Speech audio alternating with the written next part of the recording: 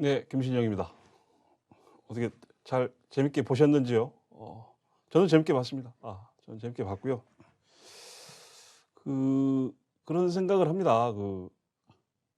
이 젊다는 거, 건강하다는 것, 일상생활에 아무런 문제가 없다는 것이 얼마나 큰 축복인가. 사실 손가락 끝에 조그마한 상처 하나만 나도 좀 예민하신 분들이 입맛도 없어집니다. 그러니까 이 몸이 그 주변 환경 포함해서 내 정신까지 다 포함해서 나에게 지금 아무런 문제가 없다. 이런 상황이 애초에 가능한 건지도 모르겠지만, 예, 정말로 별다른 큰 문제가 없이 이 건강하게 하루하루를 살아간다는 것이 얼마나 소중한 것인지 한번 생각해 보시기 바랍니다. 이제 제가 말씀드릴 내용은 제목 보시면 알 거고 인구 얘기인데요. 이게 사실 이제 대한민국의 이제 소위 인구학이라고 하죠. 데모그래피라고 하죠. 데모가 사람이죠, 사람. 사람에 대한 사람 머릿수에 대한 학문인데 그렇게 우리나라에서 이렇게 흥행했던 공부는 아니었습니다. 이게 이제 유엔에서 개발도상국들 전제 2차 대전 이후에 유엔에서 이렇게 가만히 보니까 개발도상국들의 인구 증가가 너무 빠른 거예요. 피임 기술이나 이런 보건 위생 이런 지식이 없기 때문에 후진국들이 그렇잖아요. 그래서 유엔에서 개입을 하죠. 그래서 개발도상국들의 지나친 인구 증가를 억제하기 위해서 산하 제한 정책 이런 것들을 캠페인을 벌리고 그때 이제 우리나라의 소위 얘기하는 인구학 1세대들이 이제 뭐라 그럴까요? 속된 말로 좀 잘 나가기 시작했을 때인데 지금은 아니잖아요. 근데 그 얘기도 오늘 진짜 드릴 거예요. 어떻게 갑자기 하다 이렇게 됐는지. 미래라는 것이 참 예측 불가능하다고는 합니다. 근데 그 중에서도 제가 보기에 이 인구는 쉽게 예측이 됩니다. 그리고 그 예측이 거의 들어맞습니다. 왜냐하면 지금 태어나면요. 30년 후에는 성인이 되고 여성들은 가임기가 됩니다. 물론 그 여성이 아이를 낳을지 안 낳을지는 그 여성의 자유고 그렇지만 전 사회적으로 볼 때 가임기 여성들이 가임 기간 동안 평균 몇 명의 아이를 낳느냐 평균 수치는 탁 나오거든요. 그 정도 나을 것이다라고 보면 되는 거죠. 지금 어떻습니까? 제가 엊그제 본 뉴스에서는 0.7로 떨어졌다고 하죠. 한 명을 안 낳는다는 겁니다. 이거는 이게 실제로 가능한 수치인지 어쩐지는 모르겠습니다. 왜냐하면 그 인구가 가신 분들이 그렇게 얘기하거든요. 1.0 밑으로는 안 내려간다. 그런 얘기 다 포함해서 무슨 얘기를 하려고 하냐면 인구만큼 예측 가능한 것은 없다. 정치, 경제, 사회, 문화, 군사 다 예측 불가능하고 복잡다단하지만 인구는 비교적 심플합니다. 그만큼 도도한 강물처럼 짧은 시간에 변화하는 것 같진 않지만 쭉 간다는 거죠, 사람이. 전쟁이 나고 터미네이터가 나와가지고 다 죽여버리고 빙하기가 와서 이런 일이 생기지 않는 한은 서로 좀 길었습니다. 작년도에 서울대학교 보건대학원의 조영태 교수라는 그분이 이제 요새 인구 하면 항상 그분이 소위 유주얼 서스펙트 TV에도 자주 나오시고 저랑 안면이 있습니다. 이분이 책을 하나 쓰셨는데 되게 뭐라 그럴까요? 프레시한 인사이트라 그럴까요? 되게 신선하게 저에게 다가왔고 그래서 그분의 책 내용을 중심으로 여러분들에게 도대체 한국 인구가 지금 어떤 상황인지 한번 이렇게 겉핥기 시켜드리려고 이렇게 카메라 앞에 섰습니다.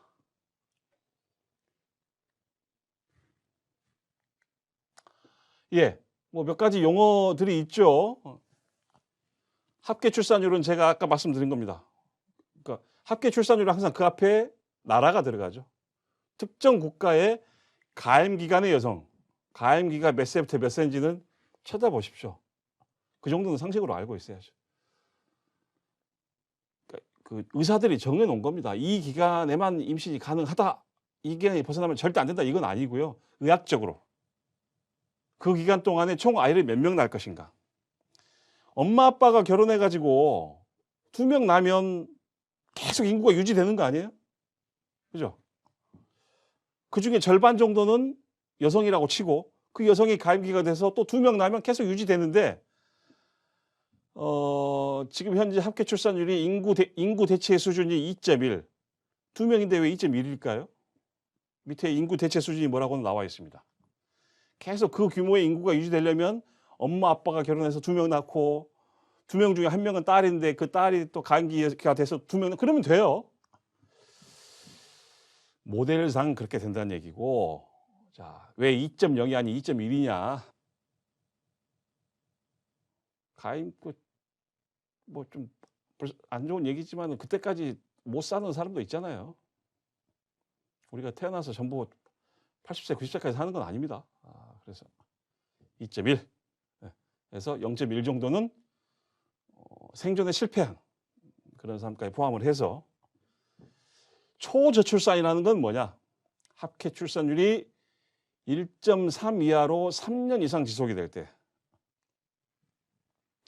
이런 정의에 따르면 우리나라는 진작에 초저출산 상태로 접어들었습니다. 왜 이런 정의, 이런 개념 규정이 중요하냐면 경험적으로 살펴보니까 우리나라와 같은 저출산의 문제를 서구 선진국들이 이미 경험을 했죠. 왜냐하면 그 출산이라는 것은 사실 산업화나 교육 수준의 정도가 밀접한 영향이 있기 때문에 일종의 발전의 가늠 척도이기도 합니다. 우리보다 좀 잘 살았던 나라들이 보니까 이 초저출산, 합계 출산율이 1.3 이하로 3년간 지속이 되면 거기서 못 빠져나오더라라는 거죠. 반등이 안 되더라는 겁니다. 반등이. 그러니까 이 악순환 서클에 들어가 버리더라는 거죠. 우리나라는 진작에 들어갔습니다. 이 표가 좀 잘 안 보이실 수가 있는데 하여튼 이게 눈을 부릅뜨고 잘 보세요. 제 편집 실력으로는 사실 이게 한계입니다. 한계. 이게 뭐 명색이 이렇게 유튜브 뭐 이런 거 한다고 하는데 요새 그 유튜브 이런 거 보면은 막 이렇게 되게 문서 이렇게 쫙 보이고 뭐 오디오 띄우고 뭐 영상 삽입하고 뭐 이런 거 있잖아요. 근데 그것까지 저는 못 하고요.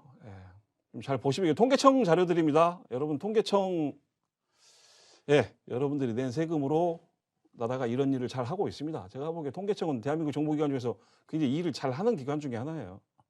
그리고 우리나라는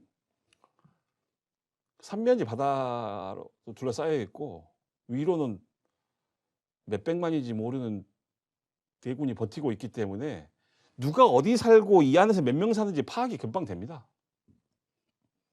미국, 중국 이런 나라 그 영토 안에서 몇 명이 사는지 알겠어요?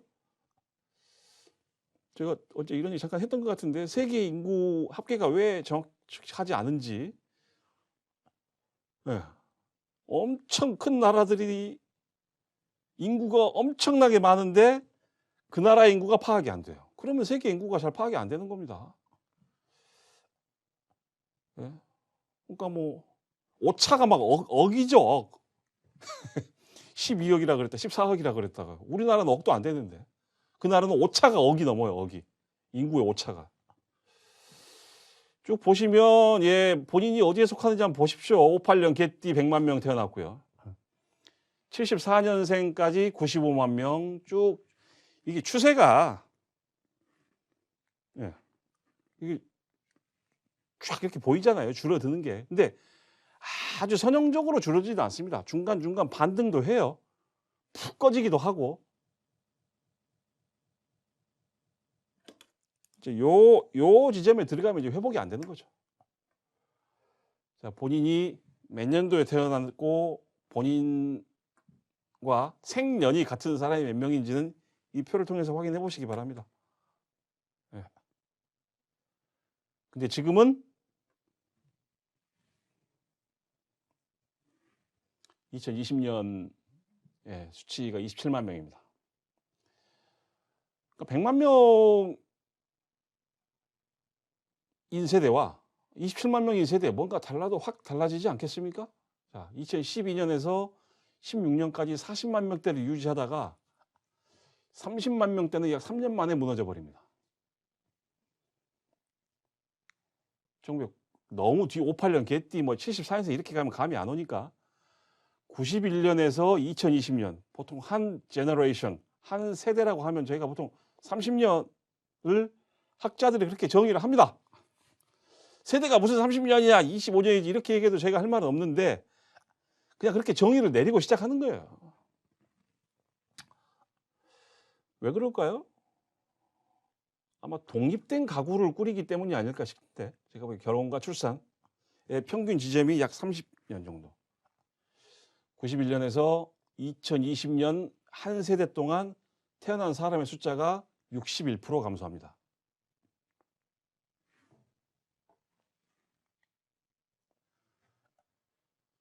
자, 30년. 제가 가임기가 언제부터 언제까지인지 바로 검색해서 찾아보시라고 말씀드렸죠? 예. 이렇습니다. 이거는 학자들이 이렇게 정의를 내리고 논의를 시작하는 거고요. 제가 알고 있기로 이것은 절대 규범이고 관습의 영역이 아니라 과학의 영역입니다. 출산이 가능한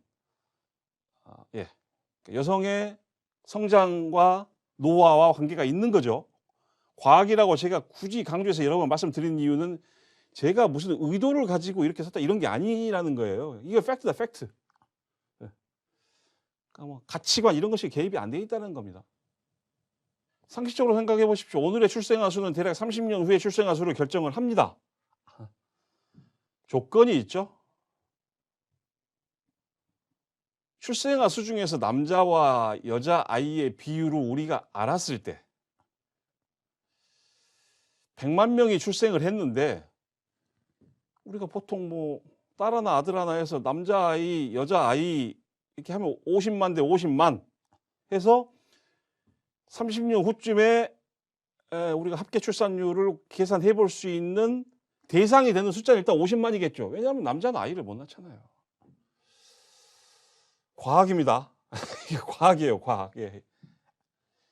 합계 출산율이 2.1이면 대략 30년 후에도 출생아 수는 유지가 됩니다. 생각해 보세요. 100만 명이 태어났어요. 그중에 50만 명이 여자아이입니다.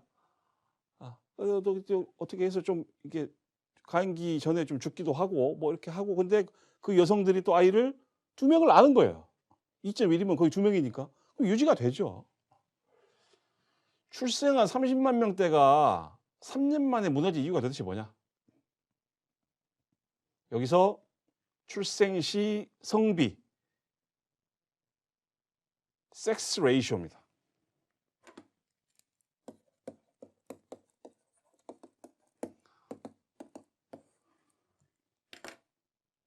그 연도에 태어난 전체 여자아이의 수를 100으로 잡았을 때 남자아이 수가 몇이냐는 거죠. 여자 100명당 태어난 남자아이의 수, 특정 시점에서, 어느 시점에서 출생 시. 페이지를 넘기기 전에 한번 생각해 보세요. 어떤 것 같습니까? 이게 뭔가 자연의 법칙이 있는 것 같죠? 자연의 법칙이라는 게 뭘까요? 남자와 여자가 비슷비슷하게 태어나는 게 자연의 법칙이 아니겠습니까?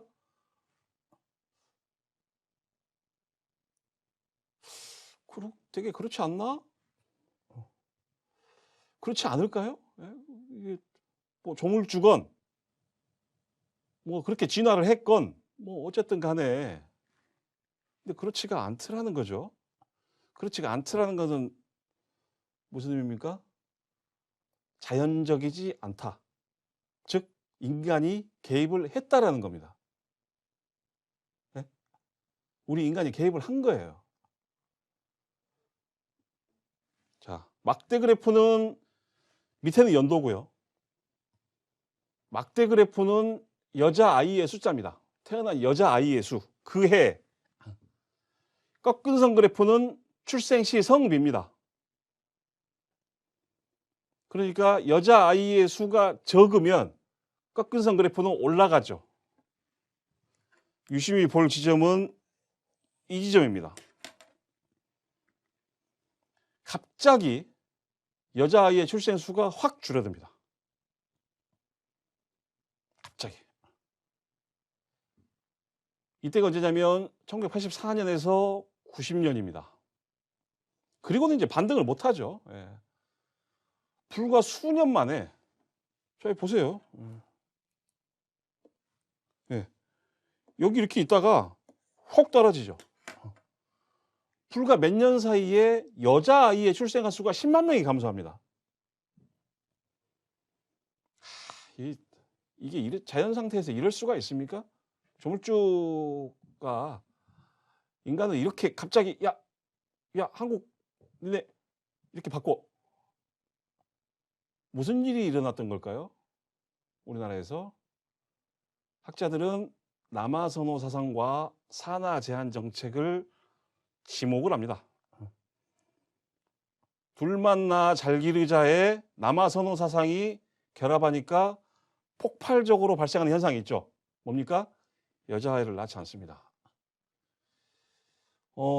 이거는 뭐, 과학의 얘기니까, 태아간별, 성간별, 선택적 낙태. 무슨 얘기냐면, 다시 앞 페이지로.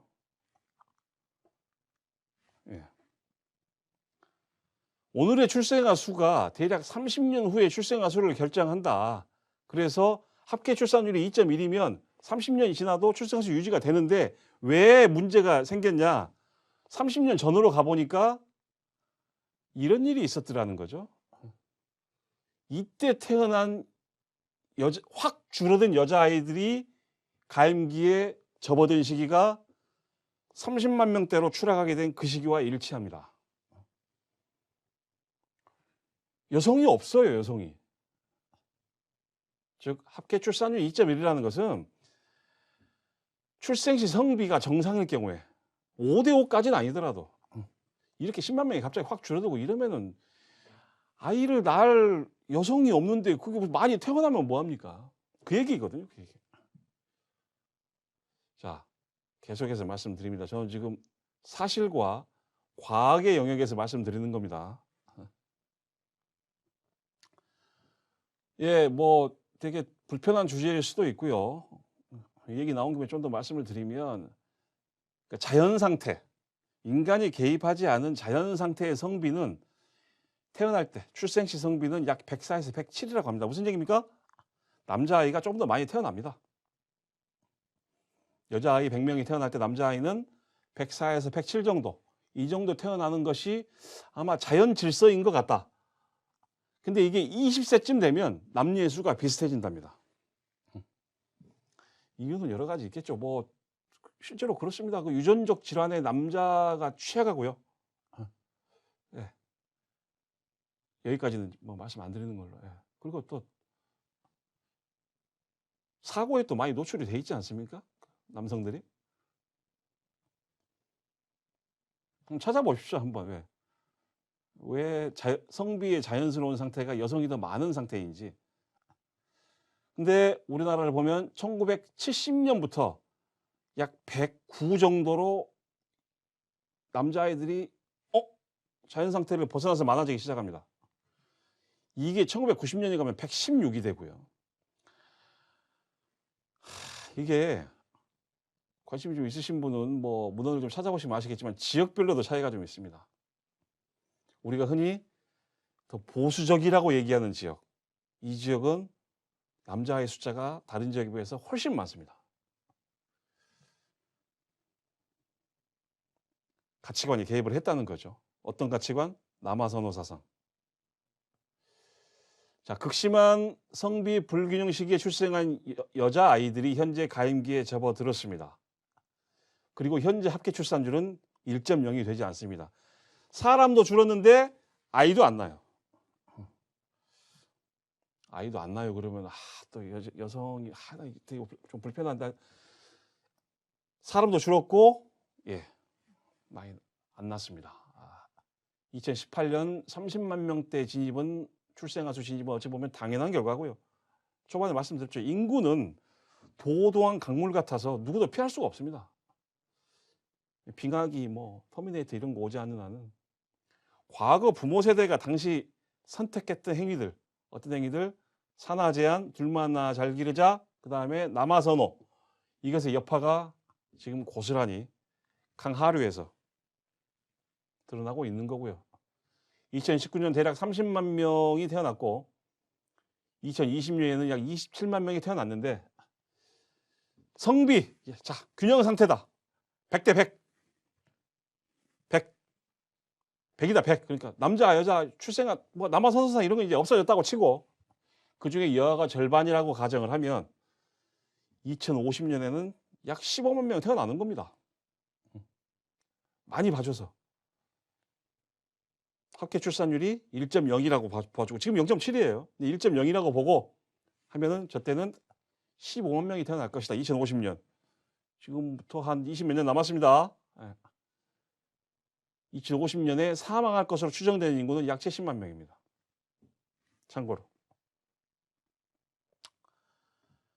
자, 사람이 적으면 살기 좋지 않나? 북적북적하고 그냥. 왼쪽에 있는 그래프는 여러 가지 형태로 변형이 돼서 들어는 보셨을 거예요. 전체 인구 중에서 60세 이상의 인구가 차지하는 비중이 퍼센테이지가 어떻게 변하느냐죠. 우리나라는 거의 사다리죠, 사다리. 10%에서 20% 증가하는 그 기울기를 보십시오, 기울기. 우리나라는 거의 사다리. 이렇게. 프랑스는 뭐 100몇 년 걸렸다고 하고 뭐. 질문. 인구가 많은 게 좋냐, 적은 게 좋냐. 어떤 사람은 생산과 소비의 근본 단위는 인구라고 합니다. 그러니까 그 내수시장 뭐 이런 얘기 많이 하죠. 우리나라가 항상 해외 경제에 취약할 수밖에 없고 뭐 이런 게 이제 국제정치 지리학적인 여건 뭐 이런 것도 있지만은 기본적으로 내수시장이 규모가 적기 때문에 기업체들이 전부 수출 수입에 의존해야 되고 이렇게 되면은 되게 불안한 거죠. 보통 한 1억 원이 있어야 된다. 뭐 일본 얘기하면서 그런 얘기 많이 합니다. 이렇게 얘기해서 인구가 좀 더 있어야 된다라고 얘기하시는 분도 있고 아니다. 경쟁 감소하고 취업 수요라고 얼마나 좋냐. 인구 적으면 좋은 거지. 뭐 양쪽 다 일리가 있습니다. 근데 한국의 경우는 뭐가 문제냐. 첫 번째는 너무 빠르다라는. 인구 변화의 속도가 너무 빠르다. 강이 폭이 넓은데 물살도 세요. 그 다음에 영향이 편파적이다라는 겁니다.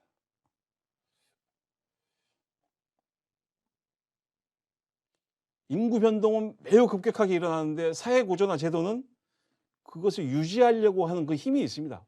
좀처럼 잘 안 바뀌거든요. 여러분들 2017년에 초등교사 임용 대란 기억나실 겁니다.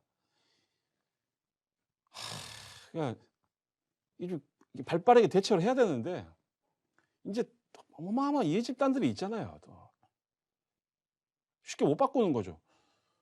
교실에 학생이 없는데 교사를 계속 그 규모로 뽑아야 되냐 간단한 이 얘기입니다. 그 다음에 청년들이 없는데 군대 저거 어떻게 할 거냐는 군대. 우리나라 국방 어떻게 할 거냐 국방. 응? 이런 문제인 거죠.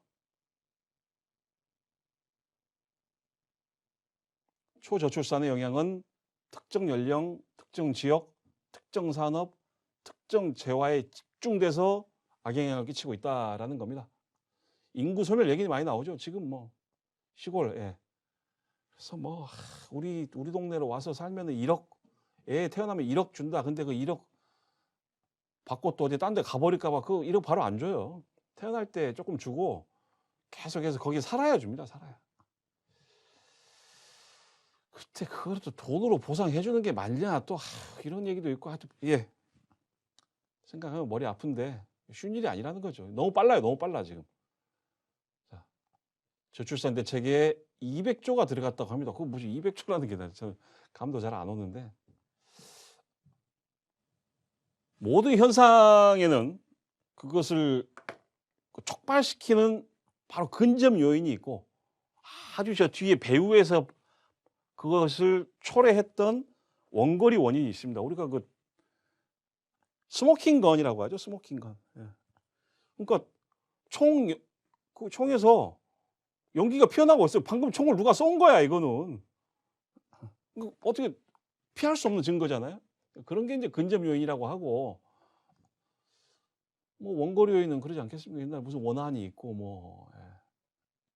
이게 이제 보통 보면 형사법, 형사소송법 이런 데 되게 중요한 얘기죠. 그러니까 가령 예를 들어서 음주운전을 해서 사고가 났는데, 음주운전을 한 거는 A인데 이 A한테 술을 먹인 B가 또 있어요. 예? B는 책임이 없나? 뭐 그런 거. 예. 그러니까 뭐 항상 먼저 일어났다고 해서 나중에 일어난 것의 원인이 반드시 되는 것은 아니다. 뭐 이런 얘기를 하고, 그래서 이제 책임 관계를 명확히 해야 되는 형사법 이런 데서 되게 중요한 이슈인 거죠. 원인이 뭐냐? 이 행위의 원인이 뭐냐? 그래서 뭐 정상 참작이 되기도 하고. 예. 그럼 저출산이라는 현상의 근접 원인은 뭘까요? 아니 원거리 원인 가면 뭐 기후 변화 이런 것도 있을라나 뭐 모르겠는데. 근접 원인은 만혼과 비혼이라고 얘기를 합니다. 만혼은 뭐죠? 결혼 늦게 하는 거죠. 비혼은 뭡니까? 결혼하지 않는 것.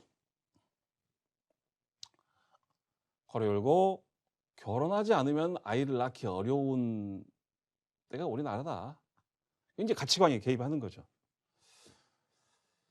또 그런 문제가 또 있어요. 그러면 이게 또 이게 지나친 편견이니까 아이를 낳으면 그냥 결혼하지 말고 그냥 다 낳으세요. 라고 우리가 또 그걸 장려합니까? 쉽지 않은 문제인데 나중에 좀 더 생각해 볼 수 있는 뭐 그런 소재가 좀 있습니다. 자, 질문입니다. 자, 그렇다면 만혼이 문제라면 혼인과 출산 시기를 앞당길까? 아니면 늦어진 혼인과 출산을 인정하고 다른 대책을 마련할까? 지금 그 첫 아이를 출산하는 평균 연령이 뭐 30살을 넘어간 거는 진작 됐고요. 이게 그렇게 늦어진 이유가 있는데 더 빨리 낳으라고 그래요? 심지어 뭐 애를 몇 세 이전에 낳으면 돈을 더 주고 뭐 말이 안 되는 거죠. 왜냐하면 우리는 이미 변화된 사회 제도나 환경에 살아남기 위해서 출산 시기를 늦추고 결혼을 늦추는 행위를 선택을 한 거죠. 우리 스스로가. 근데 그거를 또 다시 땡겨? 무슨 인센티브를 줘서? 그건 내가 말이 안 되는 것 같고. 자, 인정하자라는 거죠. 혼인과 출산이 늦어졌다. 이 상태에서 뭔가를 좀 해봐야 될 거 아니냐. 자, 생물학적 연령이 높더라도 건강하게 자녀를 낳을 수 있는 환경의 중요성. 이거는 국가가 해줄 수 있죠. 근데 제가 보기 이것도 약간 한계가 있는 것이, 고위험 산모라는 것은 그 엄마의 연령이 매우 중요한 팩터임을 알려주는 게, 그 연령 나이가 딱 있습니다. 몇 세 이후의 초산은 고위험 산모다. 이거는 가치관이 아니에요. 이건 과학입니다. 과학.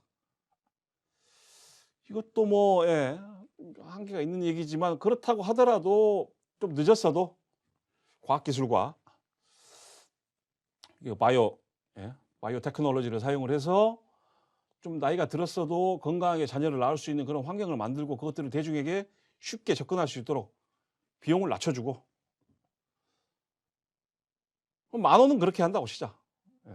나이가 들어서 결혼하고 출산도 늦어지는 경우. 그렇다면 비혼은 어떻게 해요? 비혼.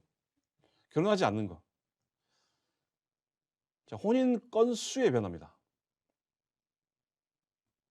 결혼식. 우리나라는 주민등록 통계가 뭐 말씀드렸잖아요. 삼면이 바다로 둘러싸여 있고 위로는 규모를 알 수 없는 수백만의 대군이 있기 때문에 우리가 이 한반도와 부속 도시에서 뭐하고 사는지는 다 알아요. 나라에서.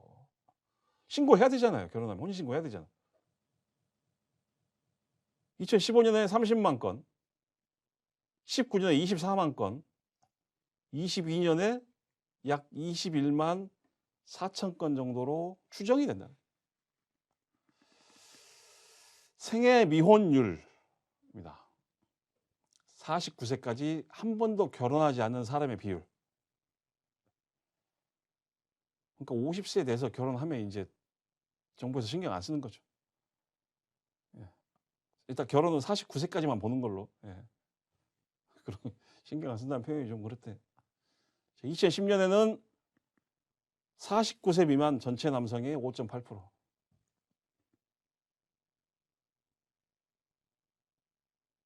저게 그게 아니고 49세가 됐을 때 49세 중에 한 번도 결혼 안 한 사람이 남성이 5.8%, 여성이 2.7% 증가하는 수치를 보십시오. 5년 사이에 11%와 5%, 약 100%가 뛰어오릅니다. 2020년에는 남성은 50% 증가하는데 여성은 또 100% 증가해요.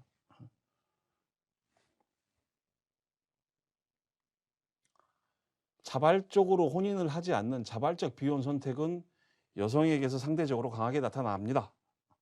주변들 보시면 알 수 있잖아요. 왜 여성이 남성에 비해서 더 결혼을 안 하려고 할까? 여기에 대해서 뭐 많은 뭐 여성의 경제학에서는 이제 주로 여성의 교육 수준이나 뭐 휴먼 캐피탈이 증가해서 기회비용이 늘어난다. 기회비용 좀 아시잖아요. 기회비용 정도는 아셔야죠. 그러니까 내가 결혼을 선택함으로써 포기해야 되는 비용. 결혼을 안 했으면 내가 잡았을 이 기회가 나에게 부여해주는 보상이 비용이 되는 거죠. 이걸 선택을 안 하면. 맥도날드 교수입니다. 맥도날드. 개인적으로 저는 버거킹을 더 좋아하는데, 재밌는 얘기입니다. 유럽 국가들의 출산율을 분석을 해보니까 여성과 남성의 성평등에는 두 가지 맥락이 있고, 우리가 일반적으로 얘기하는 것은 사회적 지위죠. CEO 중에 몇 명이 뭐 하고 뭐 장관 중에 몇 프로가 여성이고 이런 사회적 지위 지표들이잖아요. 첫 번째는 여성의 사회적 지위다. 근데 또 다른 맥락이 있더라. 두 번째는 여성의 가정 내 지위라는 거죠. 여성의 가정 내 지위?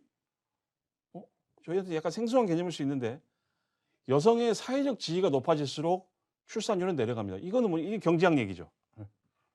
교육 수준이 높아지고 인적 자원이 증가하고 그런 것들이 사회적 지위가 높아지는 걸로 나오겠죠. 출산율은 내려갑니다. 아이를 안 낳는 거예요. 근데 여성이 가정 내 지위가 높아지면 무슨 얘기냐?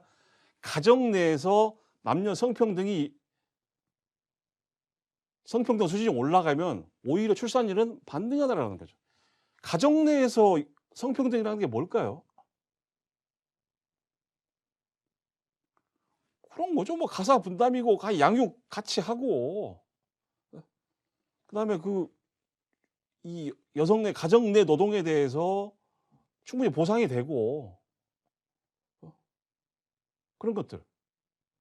여성 가정 내에서 이렇게 남성과 동등한 지위가 되면 오히려 여성들의 애를 더 낳더라는 거죠.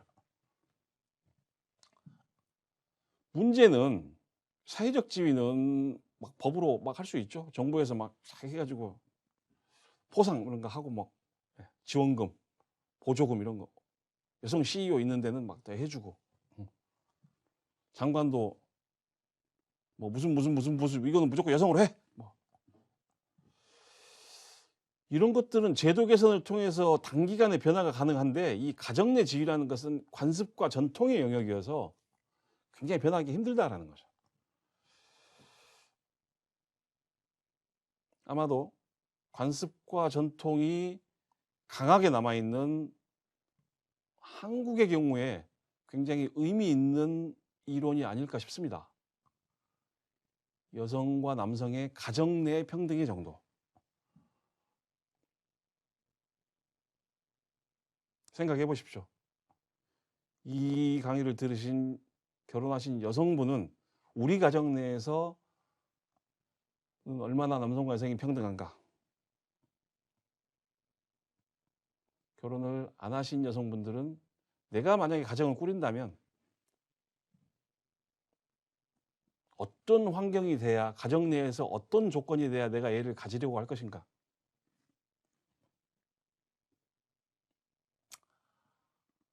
계속해서 결혼에 대해서입니다. 결혼 참 복잡하죠, 결혼. 예. 경제학과 교수인데요. 상대적 코어트 가설이라고 하는데 별 얘기 아닙니다. 근데 말은 재밌어요. 사람들은 잘 생각해 보세요. 지금의 현재의 삶과 한 30대라고 칩시다. 예. 30대인 내가 있어요. 내 지금의 삶과 과거의 내가 부모로부터 양육을 받을 때의 삶, 이 두 개를 비교한다는 거죠. 그래서 앞으로 내 삶이 내가 부모로부터 양육 받을 때보다 더 나을 것 같다, 더 좋아질 것 같다고 하면 아이를 낳더라라는 거죠. 결혼을 하고. 근데 그렇지가 않다. 내가 부모 밑에서 살아왔을 때에 비해서 내 앞으로의 성인으로서 내 삶이 더 좋은 삶일 것 같지가 않다. 그러면 결혼을 안 하더라라는 거죠. 자, 지금의 30대가 소위 얘기하는 지금 청년 세대, MZ 세대, 이 세대들의 부모가 베이비붐 세대입니다. 저도 뭐 2차 베이비붐 세대 포함이 돼 있죠.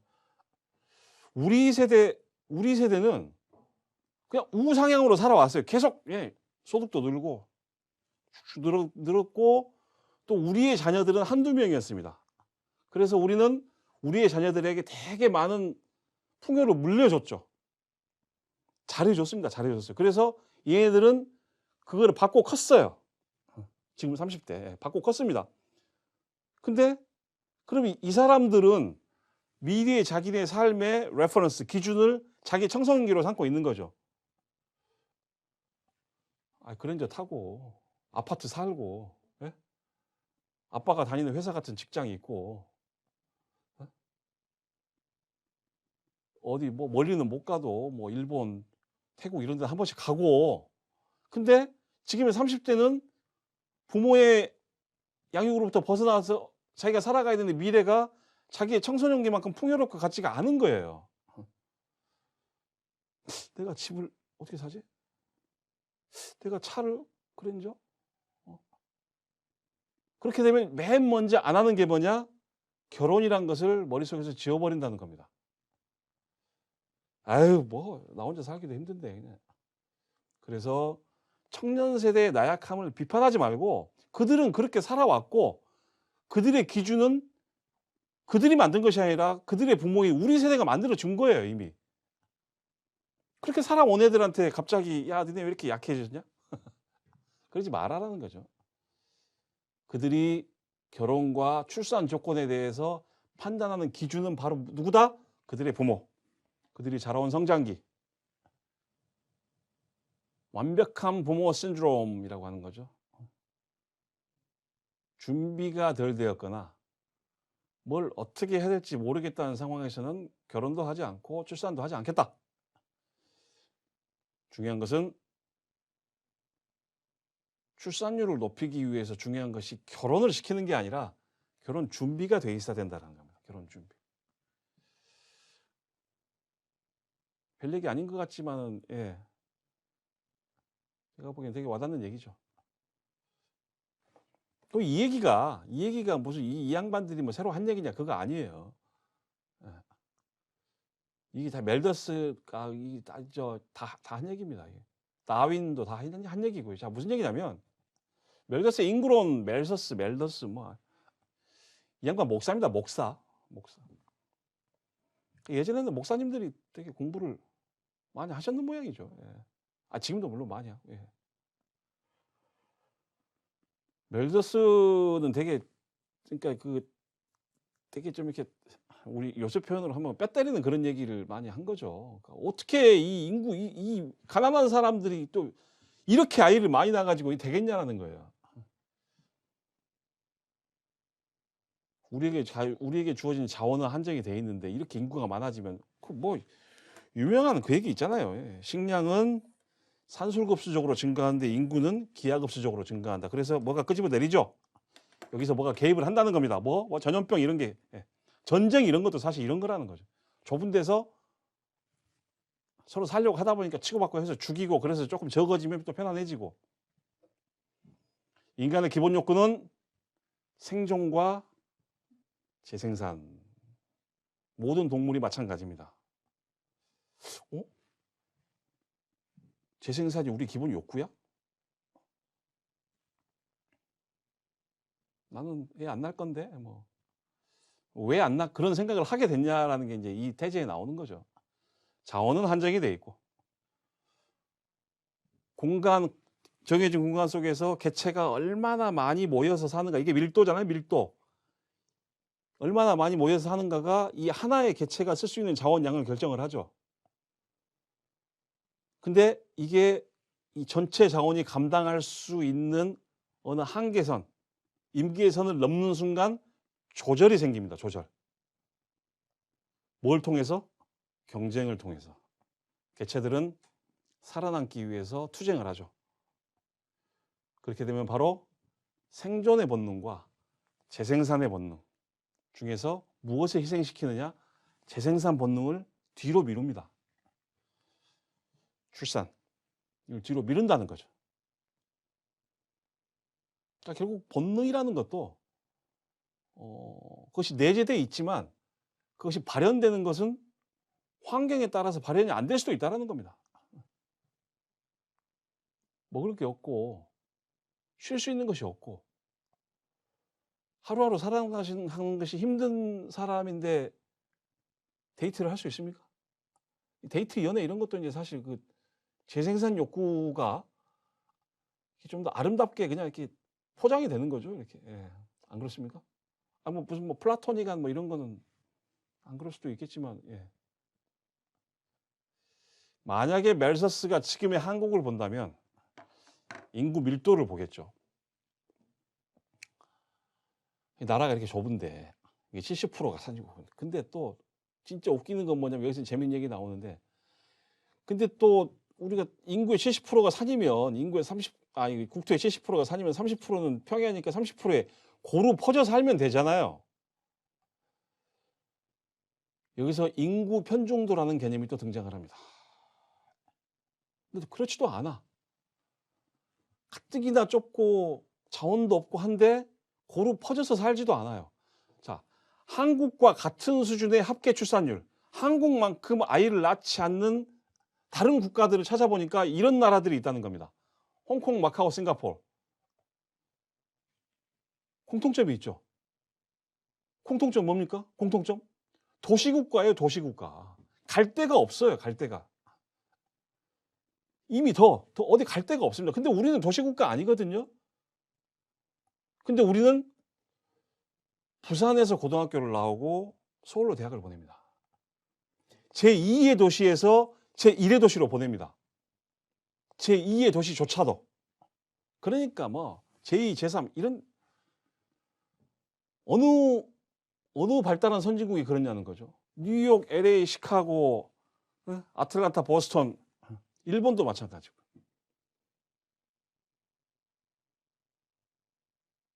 그래서 그 조영태 교수는 그런 말을 합니다. 그러니까 자기가 보기에 우리나라는 준도시국가다. 서울, 경기를 제외하고는 지금도 서울, 경기로 다 오려고 하는 거 아닙니까? 한국의 초저출산은 높은 인구 밀도와 서울로의 인구 편중의 결과이다라는 거예요.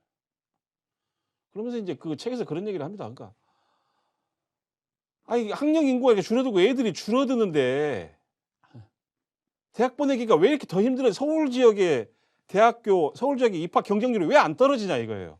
사람이 줄어드는데. 사람이 줄어드는 만큼 더 몰리니까 단면을 보여주는 거죠. 단적으로 교육만 예를 들어도 얼마나 이게 이 문제가 심한가 이게. 인구는 줄어드는데 이 줄어든 인구가 특정 지역으로 계속 몰리는 거죠.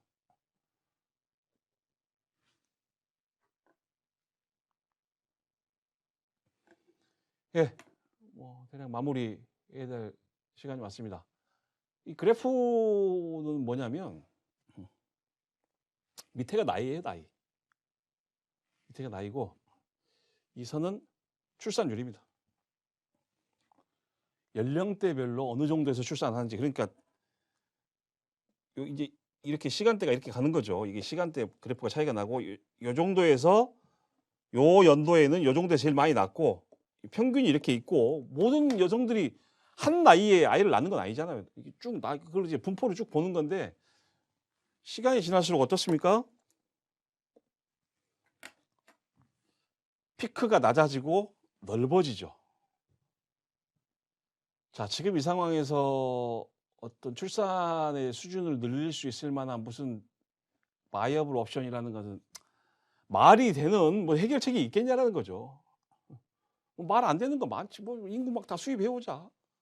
이민 막 다 받아들이고 이런 거. 이민 문제도 언제 한번 제가 기회가 되면 쉬운 문제가 아닙니다. 자, 우리 문제는 모두 한 마음으로 합계 출산율 0을 향해서 돌진 중이다. 조영태 교수의 표현인데 문제는 0이 아니라 모두에 있다. 모두.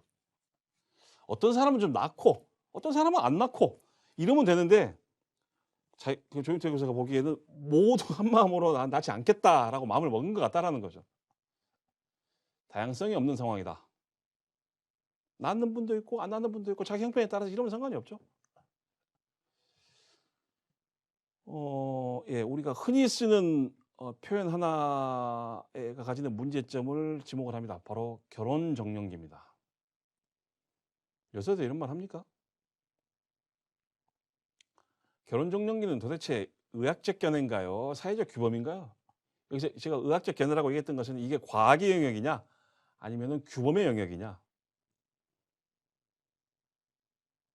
어떻게 생각하십니까? 두 개 다 아니에요? 이런 얘기는 사실 뭐 하나마나 한 얘기죠. 양비론 아니면 뭐 양시론 뭐 이런 거 있잖아요. 쓱 구렁이 담 넘어가듯이 이렇게 쓱 넘어가는. 결혼 정년기는 다분히 사회적 규범입니다. 물론 2세를 낳았을 때 그 2세의 건강이 가장 건강하게 2세를 출산할 수 있는 의학적인 수준의 어떤 적정한 나이는 있겠죠. 그런 의미에서 이제 두 개가 결합되어 있다라고 하는 게 제가 보기엔 또 맞는 편일 것 같기도 한데 요즘 유치원 선생님들이 이런 얘기를 하신다고 그래요. 학부모 연령대가 하도 다양해서 되게 힘들다. 생각도 좀 많이 다르시고. 무슨 얘기입니까? 무슨 얘기예요? 이게 넓어졌다는 겁니다. 나이 드신 부모님들도 꽤 있더라.